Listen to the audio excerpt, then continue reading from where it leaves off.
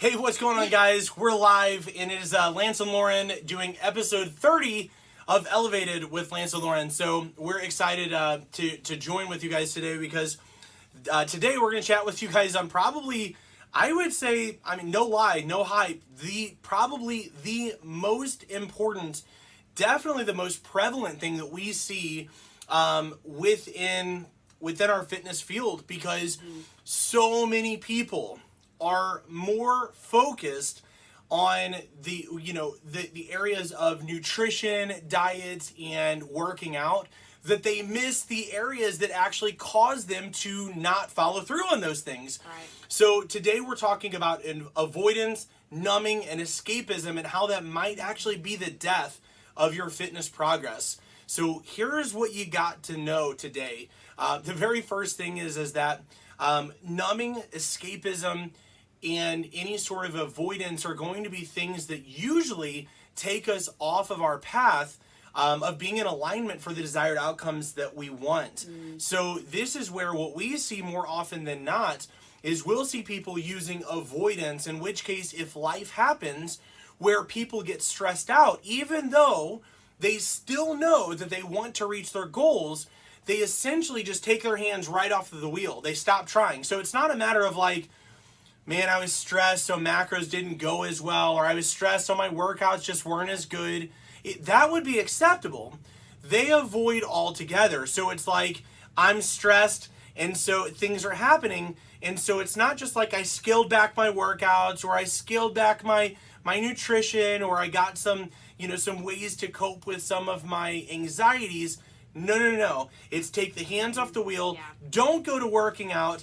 Don't track food, and then even more so, don't respond to your coaches when they're sending you emails or they're trying to, and this is something, it's a small amount of people that we see, but when it happens, there's nothing we can do. Yeah, and I actually want to chime in. So for those of you who don't know, Lance is the main coach in our program, but I am the accountability coach, aka the cheerleader of our program. It's a lot more than that. No, sure. I know, but I think when we had our studio, people always called me the cheerleader because Definitely, I would I'm agree. the You are girl, that. like. But as the accountability coach, you're also building meal plans with me and I stuff know. like that. I know. Yeah. I don't want to diminish my role, but Yeah. the point is that one of my main rules inside of our business is to help keep our clients accountable to the daily check-ins, the daily stuff, the weekly macro check-ins, the bi-weekly macro check-ins, wherever they're at in the program. Because again, I'm not going to sit here and explain the mechanics. It's different for each step of the progress or step of the program that they're in. Right.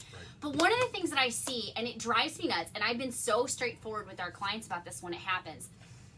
If someone is going to not graduate our program or fail out, this right here, what we're talking about, is going to be why. 100% why. Because the thing is that our program is 1,000% foolproof. Yep. If people will learn it and they will take all of the elements, because Lance and I have built an amazing program, and I don't say that to toot our own horn. Is that a truck driver? Probably. Whatever. I don't say that to toot our own horn, but truthfully, we did this because we got tired of the status quo, as we've talked about so many times. We got so sick of seeing people have to hold on to these trainers for life because they didn't know the how to do this on their own, okay? So we've taught all of that. But we have, I would say, probably inside of our program at any given time, probably about 5 to 10% of people will fail out. And the reason they do is because they actually don't do the very things that they need to do when life gets stressful and life is getting crazy. They instead run the other direction. They avoid my emails. They avoid the check-ins. They avoid their accountability in the group with their other peers. They avoid the coaching calls. They avoid everything. They avoid their macro check-ins every week. They avoid their measurements. They avoid their workouts. They avoid their MyFitnessPal. They avoid everything. Guys, So this is a huge thing, and the reason that we're talking about this is because it is such a small percentage that's why we've really never talked about this before of people, but we know that if it's happening in our program that is foolproof, it's got to be happening in your lives also. Yes. And we've gotten so many emails, in fact, because by the way, if you're not on our email list, be sure to join that. We send out so many helpful things, like legit helpful things to help you stick with what you need to do and to learn what matters. But we hear more often than anything of this actual thing that people tell us when I'm going through strategy calls and I ask them, what do you feel like is going to be your biggest struggle? And this type of person will tell me, when I get stressed out, I just kind of go AWOL. Well, here's the problem. There are a lot of bad habits and a lot of things that we can do and we can work with. But if somebody takes their hands off the wheel, if they stop trying altogether, then there's nothing that anybody can do. Nobody can do anything to help you because you have stopped trying. It's like that dog that you're pulling and all of a sudden goes limp. And that dog you can carry, but just goes limp. Or maybe your kid has done that. Or your cat. You're dead weight. You're right. Yeah, whatever. You're dead weight at that point, and you've got to take action and move. So the big thing is that we're not making fun here. That what we're trying to state is that this is a pathological issue that we have seen. I have been a fitness coach for 16 years, and it is around that same mark. Thank God it doesn't follow that 80-20 rule. It is significantly less. But if you're one of those individuals that you find yourself when life happens where you get a little stressed and you feel a little overwhelmed, rather than kind of, if you don't ever feel like you know what to prioritize and you feel overwhelmed and you all of a sudden start running in the other direction or reclusing yourself, these are major problems. These are more significant than not knowing what to eat. These are more significant because these are going to show up in other areas of your life. Normally what we see is that this will show up in maybe not your relationship or maybe not one relationship, but it's going to show up in other areas of relationships. And so the whole thing, the reason that we wanted to do this and not just we're not only talking about avoidance, we're talking about all three of these things, but avoidance is by far the hardest one to deal with for us as coaches. Because even with numbing and escapism, those are things which again I'll explain in a second, we can work with because there's still actions being taken. The biggest problem, and what I want to give the solution for on this, is the biggest problem with avoidance is that there's no action, so therefore there's no solution, there's no thought, there's no visualization, there's literally nothing. It's a blind eye being turned. But here's the problem. If there is a bear coming at you in the woods, you pretending it doesn't exist or you closing your eyes or turning around or putting your head in the sand doesn't render you safe.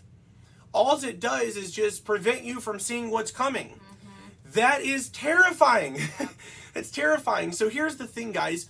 A lot of times the reason the avoidance happens is because of a couple other things. Number one, you probably don't have enough margin in your life. You've probably not considered the way that you create habits, and you're probably not considering alignment. You're probably overwhelming yourself and spreading yourself too thin. So then what happens is, at some point, when the next thing happens, the next shoe that drops finally, or the straw that broke the camel's back happens, and then now, instead of juggling barely, you throw everything out. And you avoid everything altogether because you're not getting anything done. The big problem with this is that the problem, it doesn't just stay the same and it doesn't go away. The problem is like a snowball that's turning into an avalanche. You are turning your head from something that is causing, the very thing that you're doing is making your problem worse. And where I want you to understand is that there is a reason for this. You're trying to avoid the pain. You're trying to get away from the feeling of pain that you're feeling. So you're in a state, okay, in a state of pain, and you're in need of what's known as a state change. You're going about it the wrong way. You are getting a state change because you're avoiding the thing that's causing or the thing that's at least adding to the stress. The problem here is this is not a solution, because what's going to happen is not only will you come back to face this problem that's still there for you, 9 times out of 10, it will be significantly worse than when you avoided it to begin with. So now the thing that overwhelmed you, that caused you to get so overwhelmed that you took your hands off the wheel proverbially, is growing. And you know you're going to have to deal with it. So if it caused you to get this overwhelmed that you took your hands off the wheel, what do you think's going to happen when it builds and brings on some of its buddies with its buddies' problems to bring to you? You're going to feel like life is over. So the real thing to do here is to begin knowing and seeing if you're spreading yourself too thin, start taking a look at which things are not serving your greater good, your big goal, and begin to let go, to outsource, or to seek out other measures to have those remediated. Otherwise, you're going to find yourself in a position, if you're barely holding on, you're spread too thin, you're going to find yourself in a position where avoiding feels like the only option for you. And then again, that thing that you're avoiding, it's going to come back, but it won't look the same. It will be a trifecta of issues that you didn't have before. Absolutely. Yeah. So that's the big thing that we want to, honestly, we could just wrap up the video and be done there, because that is by far the thing that we see more than anything. So what I would say is, rather than doing this avoidance thing, reach out to somebody who is not overwhelmed by your situation. If that's a coach, great. If it's not a coach, find somebody who's a different personality type or somebody who operates differently. The things that overwhelm the crap out of me do not overwhelm her at all. So in business, if there's things that I'm like, oh my gosh, this is what's happening, I know it's time to bring that to her so that she can, otherwise I know what I'm going to do. I'm just going to start turning to apathy. And that's what's happening here. When you're avoiding, it's apathy. You've gotten to a point that you don't know what to do, so you do nothing. And that problem will continue. It's waiting for you. It's the same as when you take off a week of work, but you don't have somebody doing the work for you. You show back up and there's a mountain of it. Same process. Yeah. So prepare yourself and make sure that you're not doing something that's going to turn into a panic attack. So, find somebody that can help you. If you need help with that, reach out to us. That's what we do. And we use empathy. We consider where you're going, so in what you're going through, in order to set things. So the other two things that we're going to talk about is numbing and escapism. They can overlap quite a bit, but there are variations.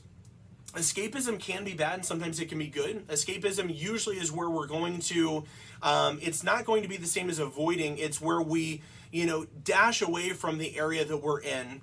So for example, I have had severe anxiety my whole life, and there have been times where I've been in situations where in order to not have a panic attack, I need to exit the premise. That is escapism. Sometimes that can be healthy, but if I'm doing that repeatedly, I'm training myself that every time I feel anxious, I'm training myself that it's okay to run and flee from the situation. But what do you do when you can't run from that situation? Meaning that it's something that you're an adult, you've got to actually handle, or you don't want to continue to have panic attacks that don't get resolved. You can't run, and that's when you have to actually stay and face the problem. Right. So this is one level of escapism, but sometimes escapism can be good, such as, your nervous system is overwhelmed and you can't really face a problem tonight, so you decide, I just need to go, that's it, I need to sleep on it. And that's a level of escapism, but that's an escapism that allows you to make a decision the next day. Yeah. Avoidance says, I'm not thinking about anything. I'm running from everything. I'm not replying to my coaches. I'm not replying to so-and-so. And I'm not calling the IRS back. I'm not replying to anything. Just pretending I never got those bills. Right. The bills didn't happen. And then guess what? You end up not having a place to live because of this. Foreclosure. Precisely. It doesn't work. So that's avoidance. And then escapism obviously can be good because it doesn't necessarily mean that it's permanent. We're not avoiding the entire situation, but escapism, where it can be bad, is that, like I said, if you've got anxiety, or if every time something happens, let's say that you're following your nutrition plan, but every time something negative happens where you get stressed, you decide to go and, go out to eat. And you do this in order to kind of escape the feelings and change your state. But in doing this, it takes you out of alignment with what your goals are. Now, it may not be the same level as avoiding, where you get so far out of alignment that you're not taking action, but maybe it causes you essentially to take 2 steps forward, 1 step back, so you're making progress, but you're not making as much. Right. That's what escapism can cause. Now, the final one is going to be where we're actually using numbing, and this is where there's going to be pretty much no scenario where this is going to be healthy. And this is where people are using food in order to numb pain, or alcohol, or sex, or drugs, or any sort of thing that allows us to not manage the actual root of the problem and allows us to dull or numb the pain level that we're going through, but we continue to repeat the process. This is numbing. This is where we sometimes stay in a bad relationship that is abusive, but we drink and we do these things in order to endure it. So this is what happens a lot of times in other areas of our lives, and then we bring it into, we start trying to get in shape, and we're like, yeah, I hate the way I feel, and I'm taking back control. But then, there's a fight between, me and my significant other, and then all of a sudden, I decide that, I'm going to break out the glass of wine because I just need to just think, I'm overwhelmed. And, little by little, it turns into I have wine every night, but it's not because I enjoy a glass of wine, and it's not so that I can be healthy. It's I have multiple glasses of wine to endure what I'm going through. This is where numbing takes course. And what happens is, number one, it can be apathy, where you take no action because of it. Number two, it can prevent you from even seeing how severe a problem is. So this is where people, every time that they have something going on, they emotionally eat, and they continue to gain more and more weight because they're solving problems by eating, but they're not noticing that it's not just the scale that's going up. They're not going to the doctor to check to see that their heart is getting enlarged, or that their arteries are getting enclosed or filled with plaque. So we have this growing problem due to numbing in order to not face the real problem at hand. All three of these things have zero to do with working out or nutrition, but yet this will be the number one reason you don't succeed in your fitness area if you don't handle these things. So these are the things that we see more often than anything. So I know it feels like it's like a downer video, but here's the thing, guys. If you actually do work with somebody who understands empathy and understands what you're going through, there is not a need for avoidism, numbing, and using escapism. We can actually solve the problem. But if nothing else, if you don't remember anything else, take this with you.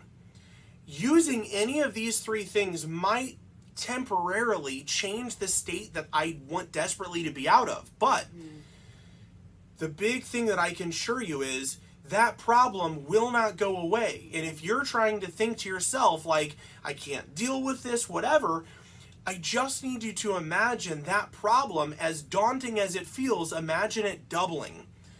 And the amount of intensity that you feel when you're tempted to use any of these three things we're talking about, when you consider the fact that this monster of a stress can double in size and cause double what you're feeling, hopefully this will be enough to at least allow you to contemplate thinking about reaching out to somebody or communicating or using some of the tools that we teach in our program.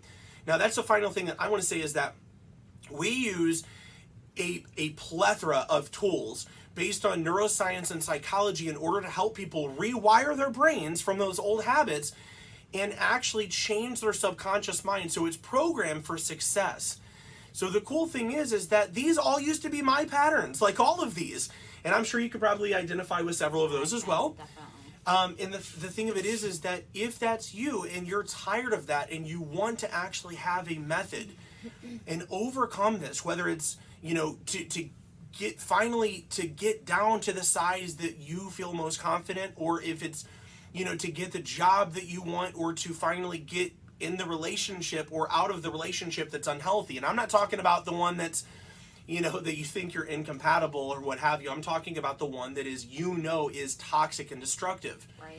If you're using one of these means in order to stay in whatever it is you're doing, I implore you to just consider that there are better methods. Absolutely. If you'd like to chat with us, shoot us a DM. Let's chat a little bit about your struggles, your goals, and if and how we can help you. Yep. So anyway, guys, I hope that this has been helpful. If you feel like it has been helpful, or if it's resonated at all, be sure to comment #value in the comments below. Let us know if you have any questions. Anything else you wanted to add to that? Nope, not today. Right.